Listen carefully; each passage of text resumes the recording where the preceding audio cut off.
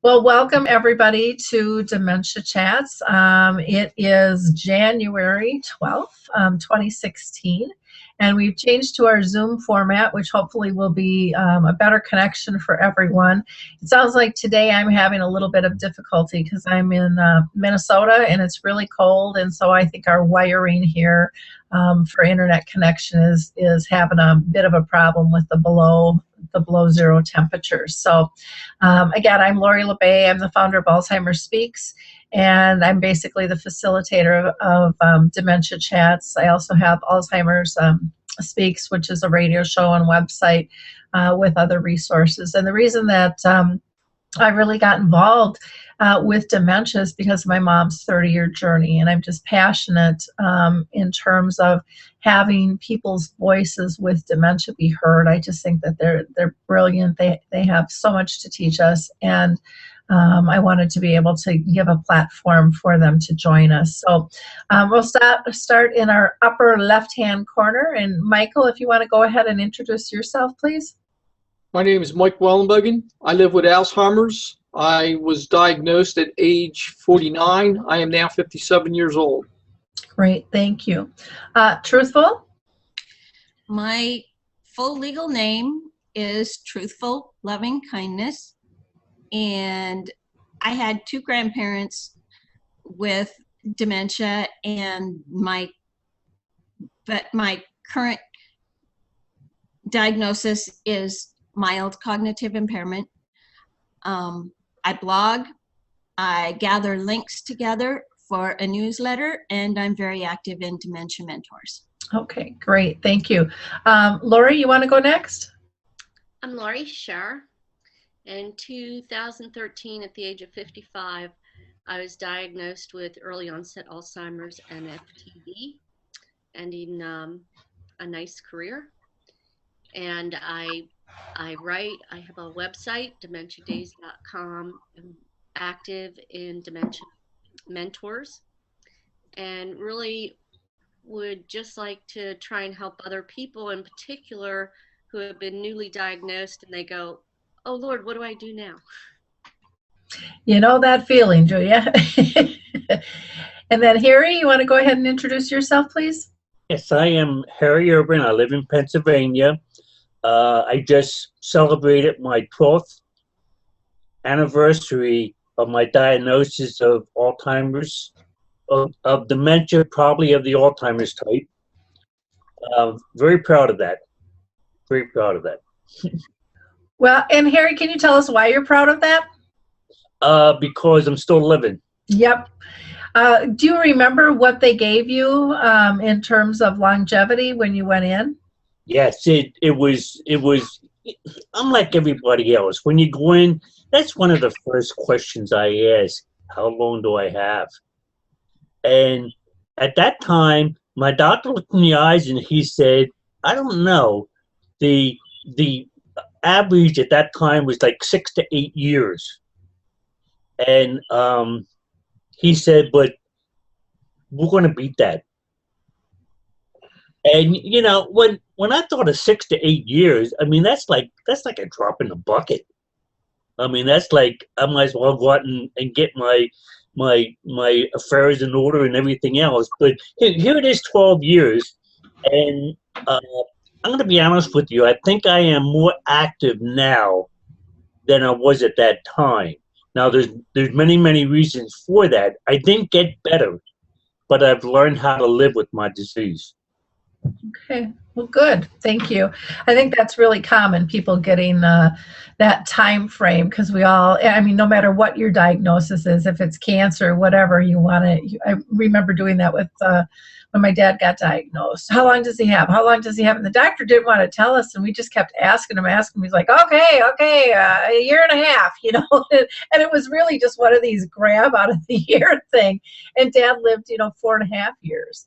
And so, we pushed as a family, and it's really, I think it's hard on doctors, but it's hard on families too, because you want to know, because one of the first things they tell you is get your affairs in order. And I do think that that's an important step, but I think it's an important step we should all be taking probably when we're 18 years old too, and not just when we, get diagnosed with a chronic illness with that. So, yeah, it's interesting, and we celebrate all of you here. Here at Dementia Chats, again, our goal is to, raise voice and hear what it's really like to live with dementia. And all of our sessions are recorded, and you can go ahead and share them, with people after the fact. People who join us during this time period are more than welcome to join the conversation and ask questions as well. So, and again, Linda, I see that you're here with us, so thank you so much for participating today. Our conversation today is going to be kind of talking about diagnosis, and what we hear a lot and see a lot, or what I hear a lot and see a lot, because I don't have the diagnosis, are people really being attacked for having the disease and for being advocates out there in terms of how do you handle that? And I just saw something again the other night that it just really disturbs me, because part of Alzheimer's Speaks as a whole, I'm open to listening to anyone's comments as long as they're respectful. And if they're not respectful, then they're not welcome, because we are about trying to build community, and the same thing stands here on Dementia Chats. Anybody is welcome to participate in a conversation, and it's okay to agree to disagree, but it's not okay to disrespect somebody. It's not okay to attack somebody. And it's kind of shocking to see some of this going on, because there's such great support going on so many other levels, but it's such a sad piece. And Harry, I'm going to toss this to you first, because I know you're biting at the bit on this one to kind of talk about this. So we might as well just get Harry out of the way. We only have an hour. So I know you've got some thoughts, so go ahead and share with us, please. There's we all go through that, Laurie, that some layman always question whether or not we have dementia or not. And at one point in time, it really bothered me. So I went to my doctor and I asked him, I said, "Are you sure?" And he says, "Harry, the only way we're going to be sure is if I do an autopsy on your brain." Well, my doctor's cool. I mean, that's his way of saying that don't even go there. And I've taken up that philosophy now because a lot of times people do question us because we look so good, we talk so good. People are amazed when I tell them that I've lived with this disease for 12 years and I can still finish a sentence. They think, "Are you for real?" Yeah.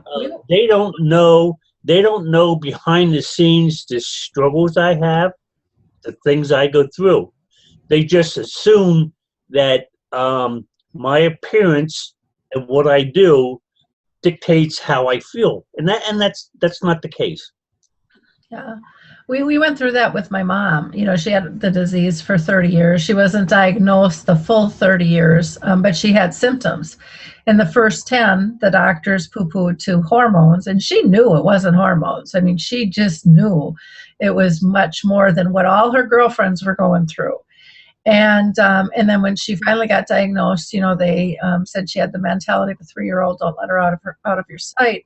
But we ran into that, and again, 30 years ago is a long time. So, I mean, you can imagine how much even worse it was back then compared to now. There's articles and it's in the news, and at least people are talking about it.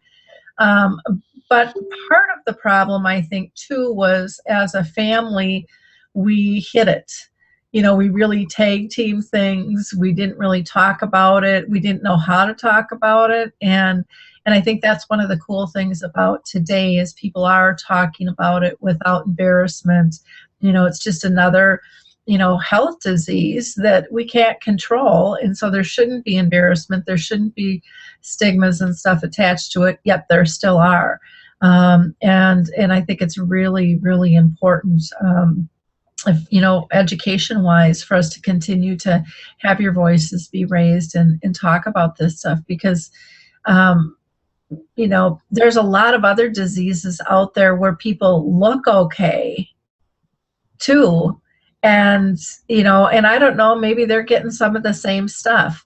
My guess is they probably are, but I'm not in those circles to really know. But, you know, we judge people from the outside all the time. We judge the environments, and, you know, we classify things, and, you know, we kind of think we're above things. And for people to question the doctors who have gone to school for years, you know, trying to figure this all out, I mean, that's kind of hilarious in and of itself. And not that they're always correct either. And a lot of them have a lot to learn about this disease, but, you know, they are the leaders in terms of diagnosing the disease and the symptoms. And, you know, they're still learning that, you know, the symptoms vary and the diagnoses can vary, you know, and you can have more than one. Lucky you know, but people don't understand that either, you know, because it's something that we don't really talk about. Laurie, any thoughts on this topic? I think it's hard. As people, we generally hide a lot of things. For example, Robin Williams looked like he was so happy and successful and still performing, so excited. You looked at him, you thought, wow, he's fun, he's happy, he's successful. That's not what he was inside. Mm-hmm. I think with dementia, we're the same way. We hide how we really feel when it's important for us to hide. You know, for example, I won't go out with somebody if I know I'm having a bad day. I won't do it because I don't want them to see that side me. The down part of that is because people only see you on your good times. Often they don't see that there is something really wrong. In my case, I think sometimes I cause that because if I don't talk to them on the phone when I'm having a bad time, or I don't go out with them when I'm having a bad time, they're only seeing me as on my good times. But I know with Harry, with the diagnosis of go home, get your affairs in order, and you're gonna die, that puts much scare into you. And when you tell friends and relatives, that's the same scare they have. So they're hoping that the doctors are wrong. Mm-hmm. And that's part of why they don't always accept it, is because they're hoping that the doctors have told you the wrong thing. Exactly. True, do you have some comments on this, or? I did, but I forgot to write them down. That's okay. If anything, has anything come to your mind offhand, or do you want to pass on this one? And I'll pass for a minute. oh, that's perfectly fine. Perfectly fine. Michael, how about you? Well, I think the problem is there's too much uncertainty with this disease. As Harry said, the only way to really determine whether you have it or not is to get a biopsy. I do hope, and I think it's in the works, maybe even this year it'll come out, that they have a blood test to identify at least Alzheimer's. But I think until then, this disease mimics so many other possibilities, and that's part of the problem and the frustration.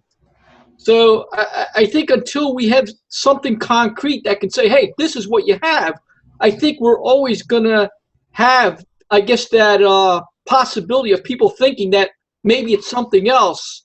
And I think part of the reasons I think people think that is for a hope factor, for one, because, hey, we would all rather have depression or a vitamin B deficiency or some UTI infection that's creating a problem. I mean, hell, I would give anything to have one of those versus having a diagnosis of Alzheimer's.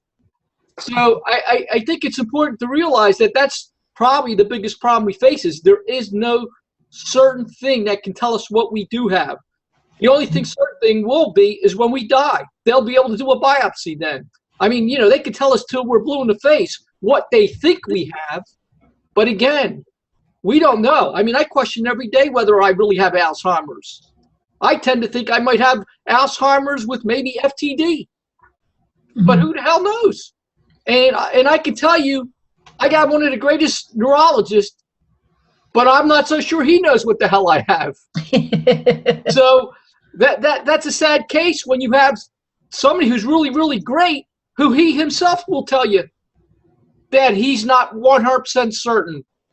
And I can tell you, probably 95% of them out there are far from where he's at. So that gives you an idea of what you can expect from a diagnosis standpoint. So with that in mind, I think people need to understand that it's not just the doctors and everything else around us that's creating the problem. It's just that we just don't know yet. And I hope that changes in this coming year. I have high hopes that within this next 2 years, we will be able to somehow say how and what people really do have, if they really have this disease. Yep. Great. Thank you. True. Another aspect is vocabulary. When, my current diagnosis is mild cognitive impairment. And I think one of the reasons for that is the big change of vocabulary in 2012 on the definition of mild cognitive impairment. And now some facilities have instructions they are not to give a diagnosis of dementia, that dementia is an inappropriate word. They can give a diagnosis of, like frontotemporal, they can give a diagnosis of Lewy body, a diagnosis of Alzheimer's as such, but they cannot give a diagnosis of general dementia, which is a problem with those that have mixed dementia. And also, I'm sorry, the rest of it's gone. That's okay. That's okay. I think those are really good points. So, one of the problems I see is, if someone's got heart disease, they go in and they're like, okay, they can physically see your arteries are clogged, and they know how to fix that. They know how to go in and rotor them out. If you've got cancer and you've got a tumor, they know how to attack that. They can go in and surgically remove it. They can do radiation. They can do chemo. They have all these different things to attack that specific thing. Where we're at right now with the disease is, they can do PET scans and they can, do different testing, but they really don't know how to attack it yet. We've got some medications that are out there, and some will say they're questionable, some will say they're wonderful. We've got lots of different research going on, still not as much as we need. But the biggest variable that is so different with this type of disease that I see versus a cancer or diabetes or, heart disease or any of those, is that it really is individualized in terms of what portion of the brain it attacks and what is your history. So you've got, maybe a wrestler who's got frontal temporal lobe who is used to, slamming people on the floor. Not everybody who has that disease is going to do that, but because that was just a norm in that person's everyday life, that is going to be, a more severe reaction and have different consequences. You've got people who, like my mom was an Avon lady. But she was so social. The woman could talk to anybody. She had really great social skills.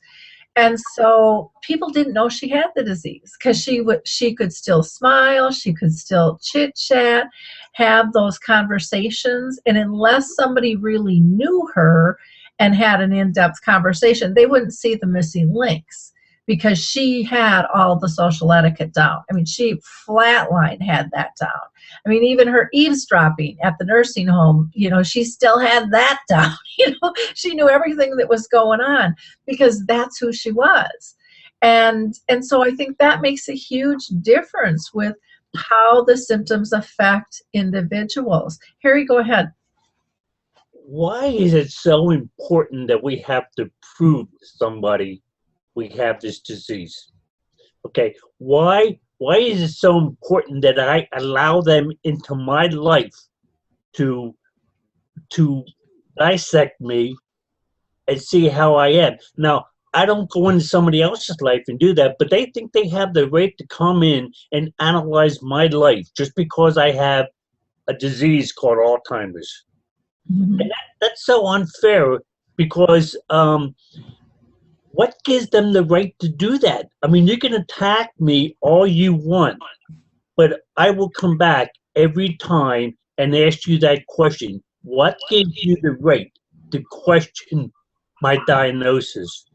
Yep. It doesn't matter to you what I was diagnosed with. If I'm diagnosed with Alzheimer's, that's what it is. You Mhm. know, why must it be proving to someone else that I have that disease? I think that's what the biggest problem is, that that we can't get that concept through. What a personal thing that is to us. Mhm. And people trample on us and they don't care. They don't care what it is doing to us. They don't understand when somebody questions us, what emotional turmoil it puts us into. They think they have the right to know. Mhm. They have the right to know for sure.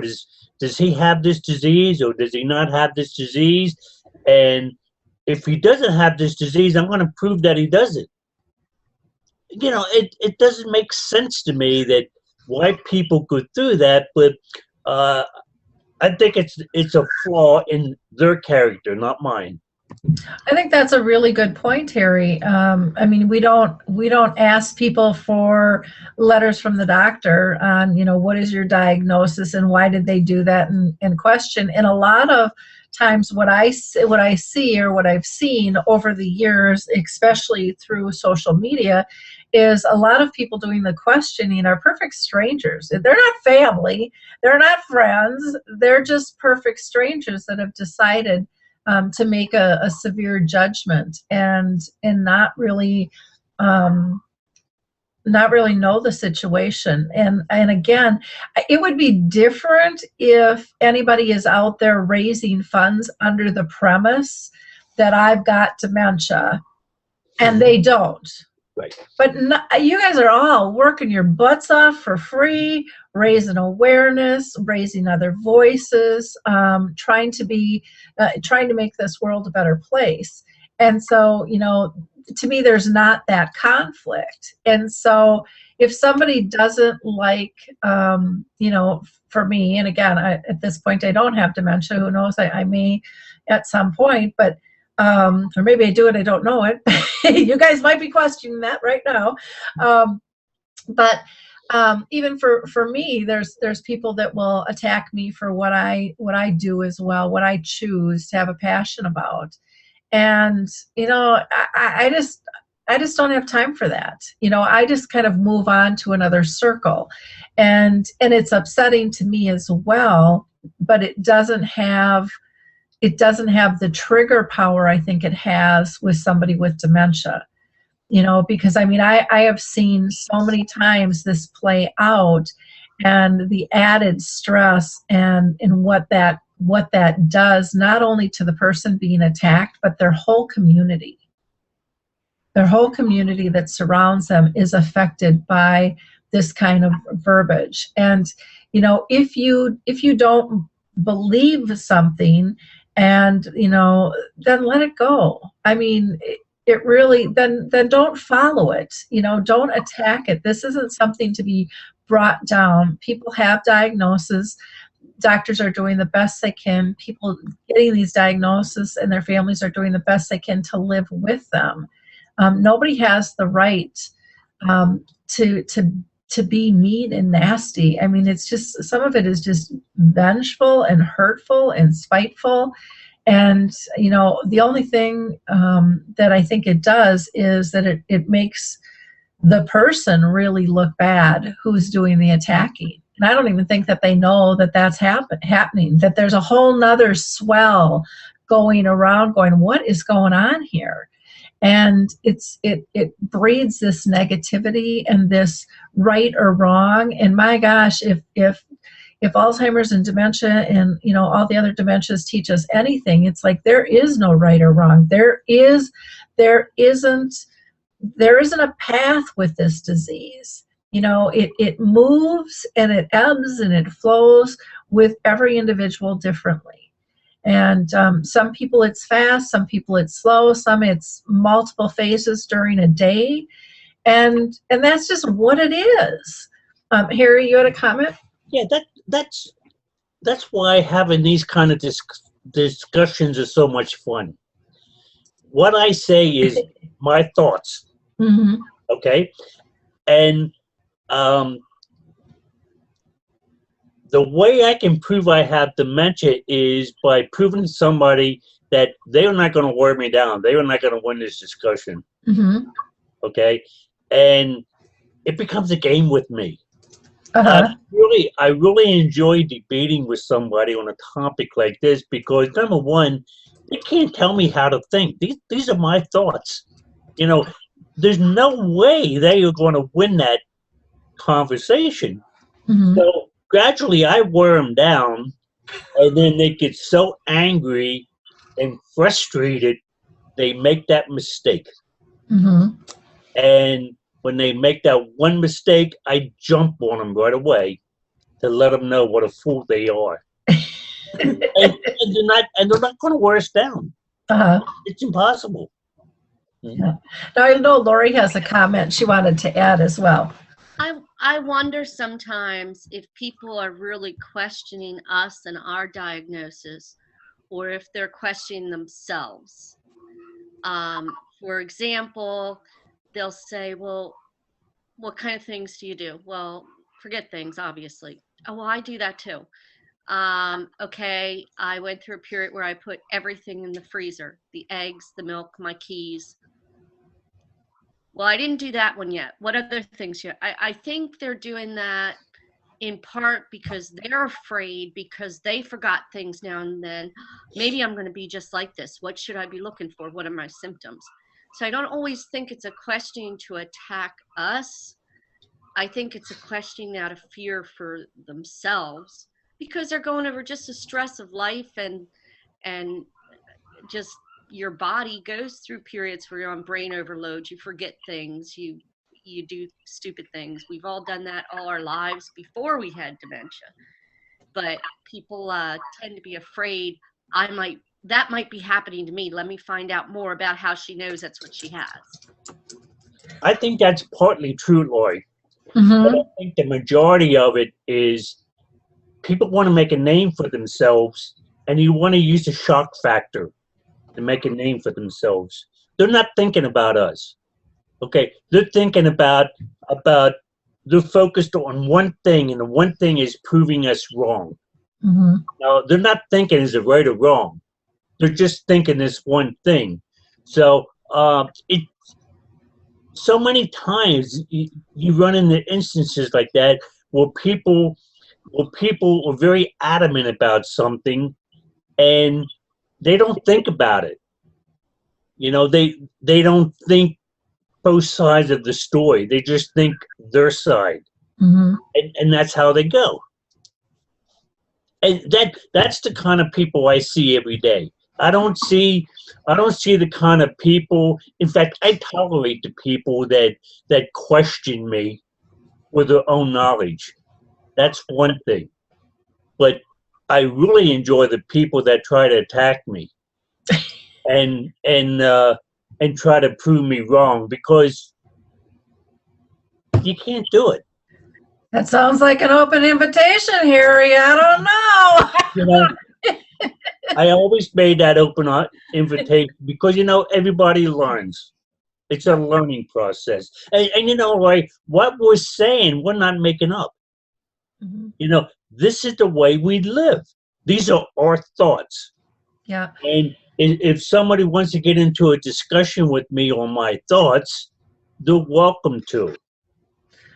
I encourage them to do that. What are your thoughts? I mean, because one of the things that we always hear over and over again is you can't argue with a person with dementia. So if it's another person with dementia that is trying to, say you don't have dementia or you don't have these symptoms or you're not what you say you are, how do you work with that? Because, I mean, kind of the rule of thumb out there is, you don't argue with a person with dementia. What is your feelings on that statement as a whole? And Michael, I'm going to toss that up to you first. And I'm sorry, Laurie. Can I talk, Harry? You can, buddy. Don't take okay. I'll tell you, that is a tough one, Laurie. As you know, I talk to people almost every day who deal with this, and I think it's a fine line because you have to kind of gauge of where they are at with the dementia. If they're at a point that I think you can still reason with them and hopefully get them to understand, I will try to push the issue. But then there's some that I talk to that, for example, the hope factor. Some of them think that you can do all these crazy things and you're going to change the outcome of this disease. And I guess I know what the reality is, and I don't try to change their attitude because it's like, what's the sense in trying to do it if they have this great hope factor and they think that they're going to be able to change it? Well, okay, let them think that way. What can it hurt? So I don't go out of my way to try to force them to see the right and to know what's there. So I think each one is, you have to treat each person individually. Personally, myself, I want to be told if I am wrong and what's going on and if I said something wrong. I don't look at it as somebody doing the wrong thing by, trying to correct me. I prefer that at this point in my life. But let's fast forward to maybe 2-3 years from now. It probably won't make sense for them to do that because by then I probably won't remember it, and I'll probably get more aggravated and start maybe even arguing with them thinking that I'm right when I'm really not right. So I think we have to really kind of have that conversation with the person. Say, hey, do you really want to know, or do you just want me to be a good listener? Mm-hmm. Yep. Laurie, you had a comment? Yeah, I went through an argument with someone with dementia lately on a chat. And the only thing worse than arguing with someone who doesn't have dementia is arguing with somebody who does have dementia, because we're both forgetting the words we want to say. We're both forgetting what we did before. The advantage of a chat is you can go back and see what you said before. But I finally said, this is just, it's not getting either of us anywhere except frustrated. With dementia, you more than likely have a hard time making your own decisions. So once you have a decision, it's not going anywhere. Your logic is not what it used to be. Your follow through and being able to retain a conversation is not there. So you take two of us with that same thing, that same pattern going on. You're not going to change their mind, and neither of you are going to get anywhere. So in my opinion, just backing out and saying, I disagree with you, but I'm out of this conversation is probably the best route to go. So not arguing with a person with dementia is probably a good way to go. Because there's not going to be an end result. It's just going to keep being an argument. Yeah, and part of it is remembering when you're in that to be able to say that phrase too, and then to go through that process, because that doesn't always come to everybody. Even though they can rationalize it now, when it hits again, sometimes, and I mean that happens with a lot of people, dementia or not. They just get so into kind of the battle of right or wrong and trying to win the conversation there. True, you have any comments? I guess not. I probably will later. Okay. Mr. Harry does, though. You're so kind to me, True. Now, speaking for myself, I can only speak for myself, but I have such a short attention span.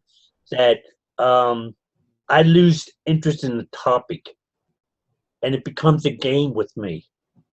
When I'm in an argument, after a short period of time, I'm not talking about the issue anymore. I'm talking about the game. Uh-huh. And the game is against the other person, and it doesn't matter to me. I don't mind spinning my wheels. I have nothing else to do, so I will sit there and I will spin my wheels and all day long, and it doesn't matter. And to somebody else, it gets very, very frustrating for them, and they think maybe I'm being combative. But if you would ask me what the issue is, I would have no idea what it is, because it's a game to me. And that's all it is with me. Any argument I get into is a game, because I forget what the issue is. Uh-huh. Well, and does that make it more complicated to play the game then? It makes it fun. That's why I say, Laurie, you're not going to win. You're not going to win an argument with somebody with dementia, because most people, it's a game. Uh-huh. Now, people that don't have dementia have arguments over issues, Mm-hmm. and they debate issues. We don't. We're just spending our time. That's all we're doing. So let me ask this. If you are, if there are people with dementia who are listening right now and they have a disagreement regarding somebody else's diagnosis, anybody's, what would be your words of recommendation to them? And Michael, I'm going to start with you. Well, I think the biggest problem I see out there is there's people like Harry and I who've been around for a long time, Mm-hmm. and we've gotten to really understand the arena around dementia, and we probably have a lot higher level skill sets around that topic. The problem you have is you have a lot of new people who just come on board who have dementia, and they just learned, and they've seen the light. They're learning all these new things all of a sudden, and they tend to be the ones who try to change, I guess, what I would consider the platform that's already been created for many, many years by people like Richard Taylor and all who have the knowledge and everything. And they tend to be the ones who tend to argue these new facts without knowing all the things. They just learned something new, and they think all of a sudden they know the answers. And it's just like, to me, it's just like any other job. You have to look at the experience of the person that you're talking to. And that's the one thing that I look at when I talk to somebody. If they have the experience and the knowledge, I have a lot of respect for that person. All because you have dementia or Alzheimer's does not make you an expert. Yes, it makes you an expert to understand your feelings and how you are directly impacted. But by no reason would I say you're an expert at understanding the whole field out there around this particular topic, unless you have done some of the things to go out and talk to every individual out there, the caregiver side, the doctor side, and all, and to have a good understanding of it all. So I think people need to look at the individual that they're dealing with when they're looking for feedback or they're arguing on a topic, to really understand, hey, how much does that person really know about something? Okay, great. How about you, True? What advice would you give to another person with dementia who is questioning somebody else's diagnosis? Personally, I don't know why you would question something. None of us, or very few of us, are doctors. There are some of us that are doctors, but even when we are doctors, we don't have the data on another patient and are not physically with the other person in order to really what's the term, say that the diagnosis is wrong. Mm-hmm. And now I forget the question.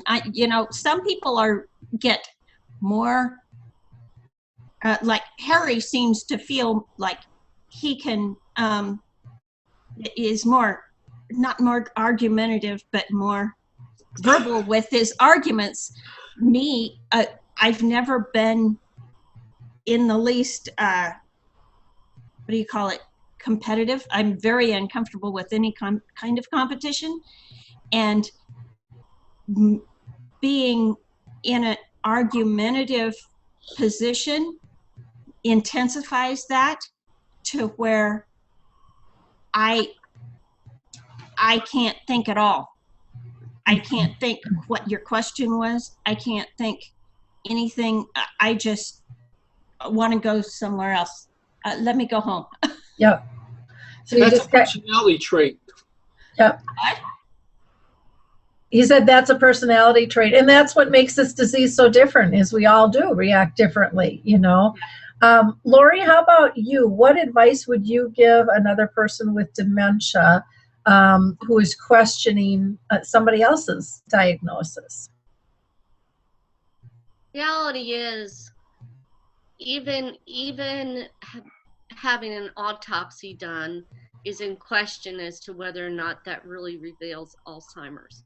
So in truth, there is no definite way to say we have Alzheimer's or FTD, but once a doctor has diagnosed that, if that person went through nearly as much testing as I did, and nearly as much as the grueling, altogether 5 neurologists, psychologists, or whatever, I think by the time they're diagnosed, it's pretty sure that that's what they have.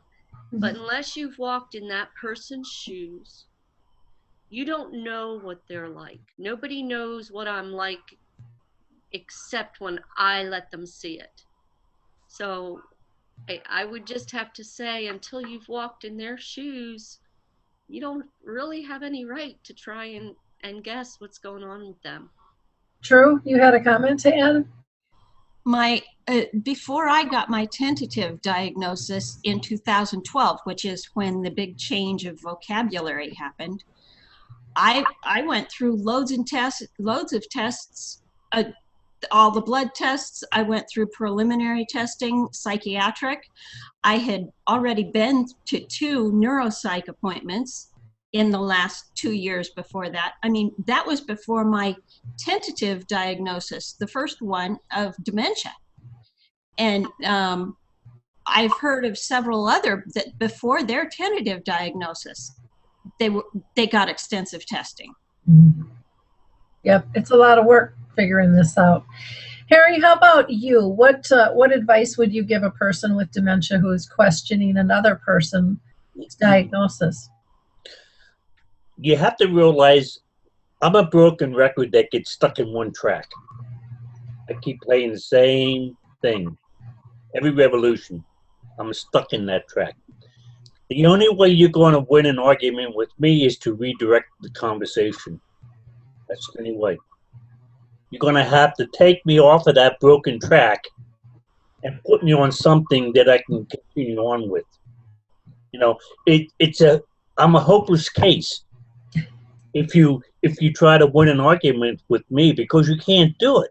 You know, because I am stuck in that track. So the people that are talking to me have to know that and realize that, and if they want to get an issue or point across to me, they have to redirect their methods. Attacking me head on will not do it. Okay.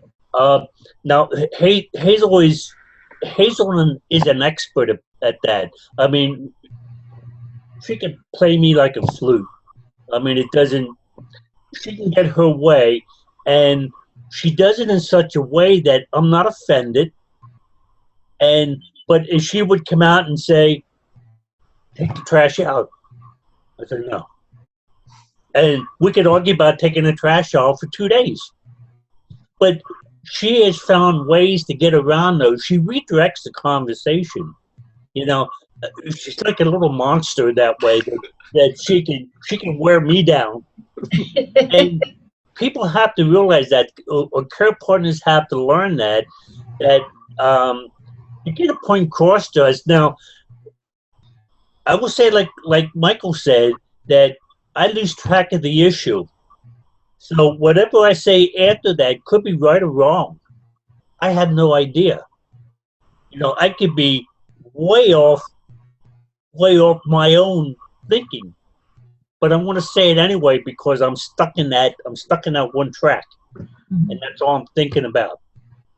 And so, unless you redirect me and get me back on the singing part of the record, you're going to get the same answers out of me. Okay.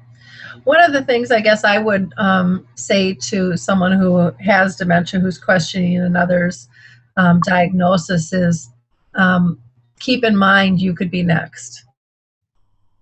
You could be questioned by someone else, and how would that make you feel? It's kind of gets back to that do unto others mode, because I think it's really, really important for us to be able to understand what exactly is going on. And for each of us, it's different. For each person diagnosed, symptoms are going to be similar, but they're going to be different because we all have different backgrounds. We all have different ethics. We all have different religious beliefs. We all have, the list goes on and on and on. And so I think it's really, really important for us to keep that in mind. Linda had made a comment. She said, I asked Lee if you'll please help me do something. And usually if I place the question as helping me instead of telling him to do something, he's a lot more cooperative. So I don't know if that's what Hazel does, for you or not, or if I ever figure it out, boy. How about we've got about 10 minutes left. What advice would you give somebody who doesn't have dementia, who's questioning your dementia? What would you say to them? And I'm going to throw that back up to Michael. Well, I think a lot of it has to do with education, and I think people tend to wonder what the disease is like. So I would encourage them to ask more about it and what it's like. I think too many of us get caught up in the idea that it's a memory issue, and because of that, we fear that we may have it because we all have some kind of memory issue at multiple times.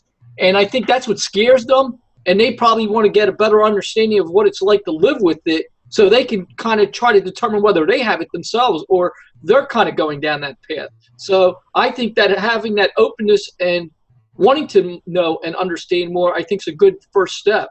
Mm-hmm. Good advice. How about you, True? For family or friend or someone who doesn't have dementia, what advice would you give them if they're questioning your symptoms and your diagnosis?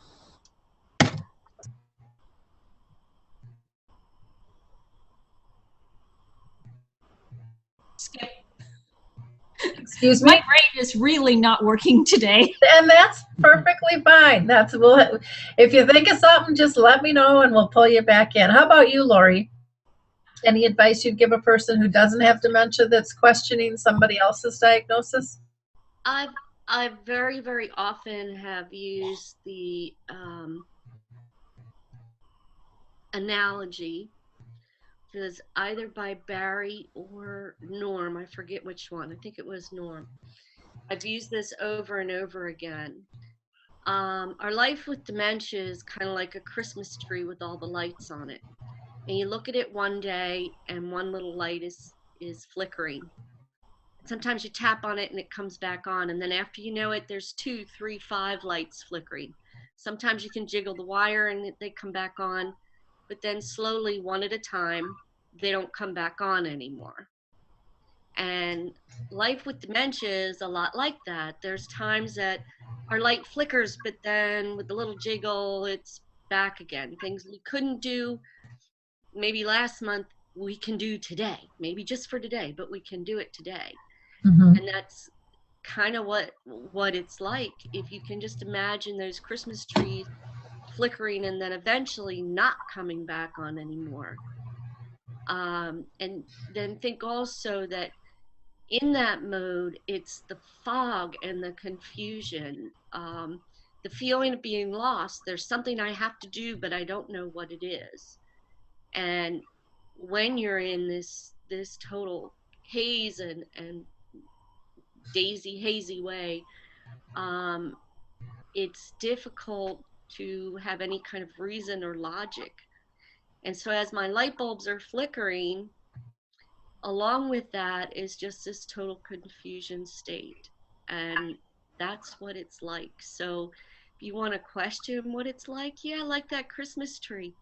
There's sometimes my bulbs are almost all working, usually not all of them, but sometimes a lot of them are working. There's sometimes that a lot of them are flickering, but slowly more and more of them are dying down. Okay, great analogy. Thank you.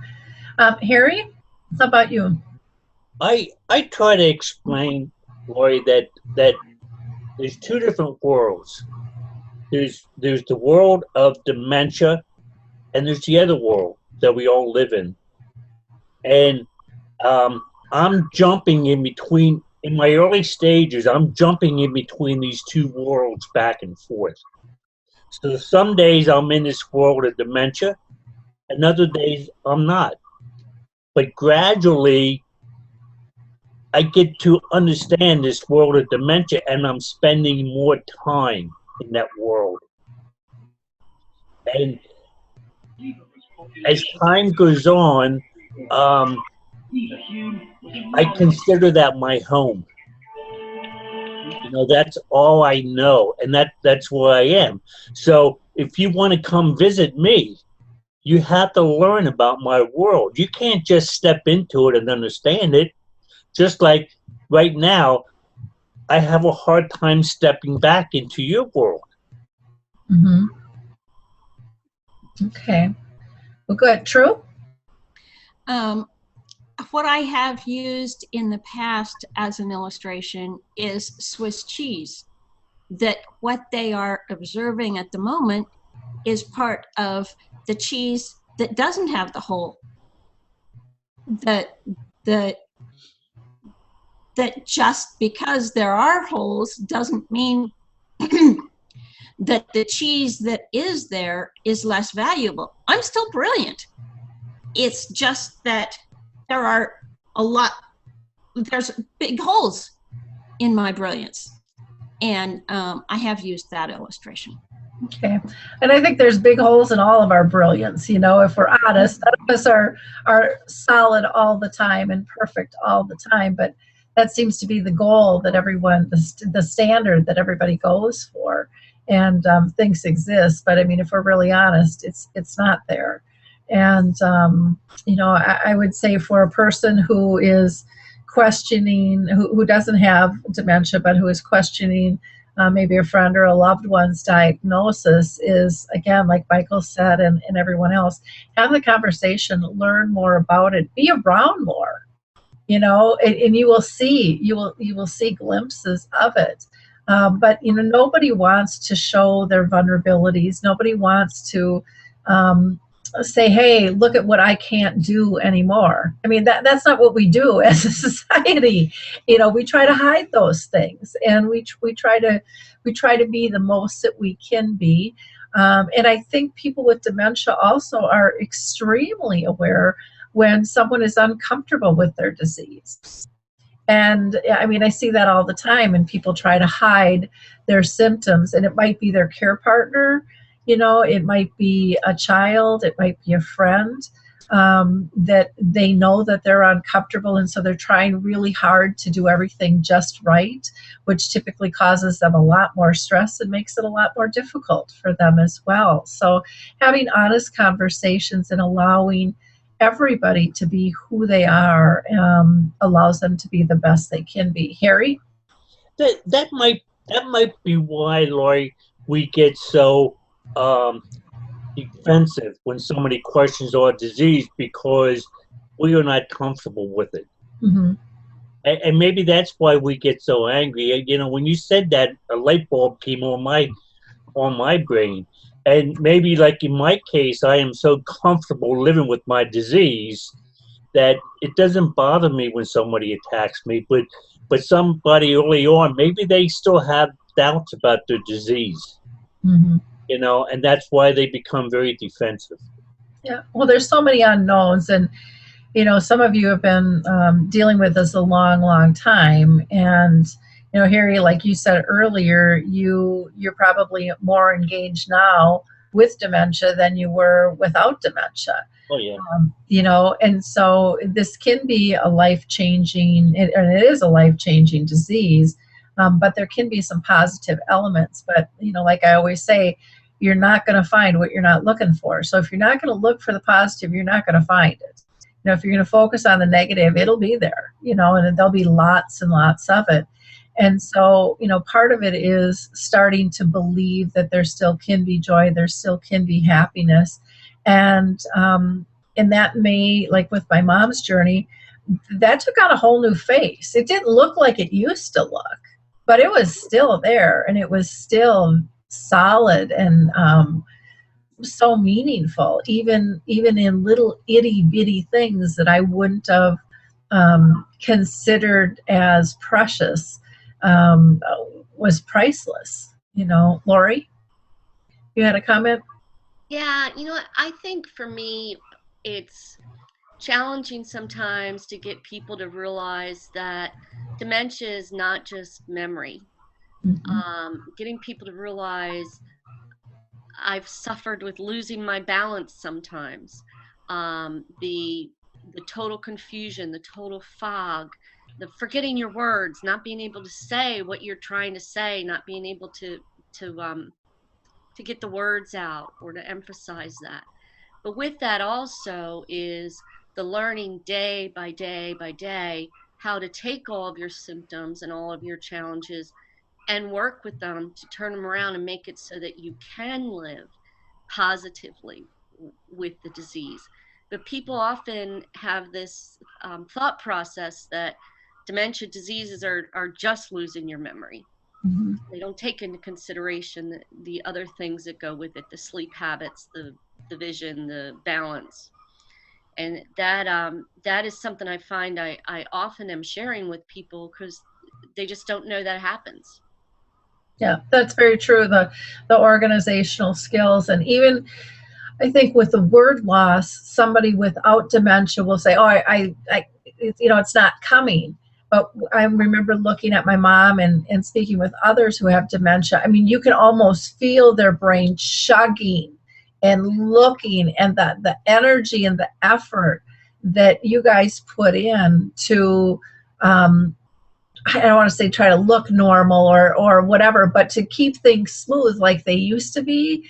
I don't think people understand the energy that it takes to do that when someone's got dementia, because we just take it for granted. It would be kind of like, if your arm got cut off or your hand and you're right-handed, and now you have to learn how to write left-handed and maneuver.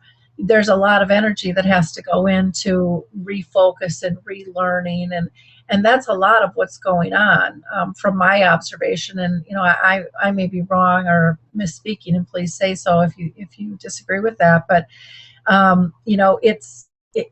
it's gone, and so you're looking for these other connections. And anytime we have to relearn or unlearn something, it takes more energy. That's just bottom line. So not only, physically, but that emotional energy. And if we're conscious as human beings of realizing what emotional energy takes, and when we're spinning, when we're in crisis, what that does to our whole body. If we can consciously think of that, I think it puts the disease in a whole different light, in terms of how we're able to work through problem solving and so forth. Laurie noted, the noise has just a huge impact, where a lot of us can push those things aside. So and I believe, True, you've talked about not just hearing noise, but visual noise, all the things around. And it could be lights, it could be knickknacks, it could be all kinds of stuff, it could be people. But when you're trying to process things and your filters are now different, it makes a huge, huge difference for people. So again, this is just something where you know, nobody's symptoms are the same. There's a lot of similarities. And to me, that's one of the reasons that, you know, all the dementias got together and said, stop saying Alzheimer's, stop saying Lewy body, stop being separate. Granted, we need our help in our certain areas, but look at us as the same, because we have a lot of overlapping symptoms, and a lot of times we'll end up with multiple diagnosis, or our diagnosis will shift through this disease. You know, we have to look at a much broader, bigger picture here. True, you had a comment you wanted to make? Yeah, you were talking about, I don't remember what you were talking, oh, energy. And you're always off balance, and so you're always trying to catch your feet underneath of you, because the symptoms keep making our workarounds no longer workable. And so that energy consumption is constant, trying to catch your balance again. Yeah, exactly. Well, our time is up. We're just a minute over here, but I want to thank everybody for a great conversation. Again, this is recorded. I'll get this posted probably later today or tomorrow, and hopefully it won't do 3 hours. It'll just do the 1 hour that we're here. I still don't know what happened to this. And then our next session will be on the 4th Tuesday, and I'm just going to look that up really quick here and see what the date is. That'll be on the 26th then. So we'll see y'all then. Thanks so much for joining us. Bye, everyone. Bye, everyone. Bye now.